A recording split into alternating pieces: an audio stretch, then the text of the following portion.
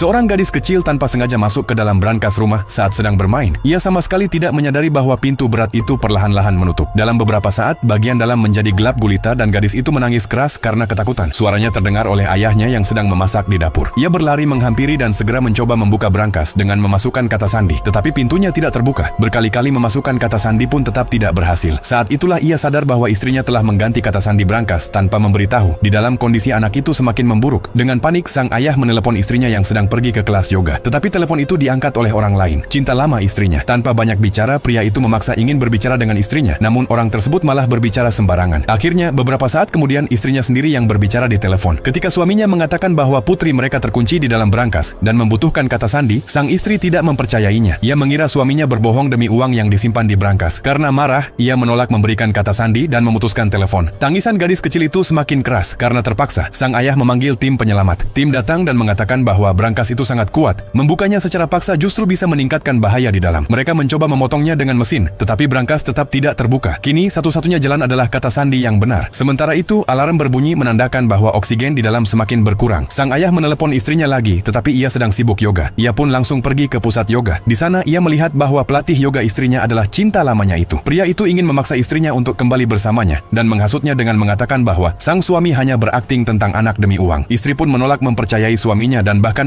membicarakan soal perceraian. Sementara itu, kondisi gadis kecil di dalam brankas sudah sangat kritis. Oksigen tinggal 12%. Telepon dari tim penyelamat datang, tetapi sang istri menganggapnya sebagai kebohongan juga. Akhirnya, ia berkata bahwa ia tidak akan memberikan kata sandi, sampai melihat anak itu dengan mata kepalanya sendiri. Karena terpaksa, sang ayah membawa brankas itu ke sana. Ketika sang istri mencoba memasukkan kata sandi sendiri, karena gugup ia salah memasukkan angka dan brankas terkunci sepenuhnya. Oksigen kini tinggal 3%. Sang ayah benar-benar hancur dan berlutut sambil memohon agar putrinya diselamatkan. Tiba-tiba ia teringat bahwa kata sandi bisa diatur ulang melalui pertanyaan keamanan. Setelah banyak pertengkaran dan penghinaan, akhirnya sang istri setuju dan memasukkan tanggal ulang tahun putri mereka untuk mengatur ulang. Begitu brankas terbuka, pemandangan di dalam membuat semua orang terkejut dan seakan tanah di bawah kaki mereka runtuh.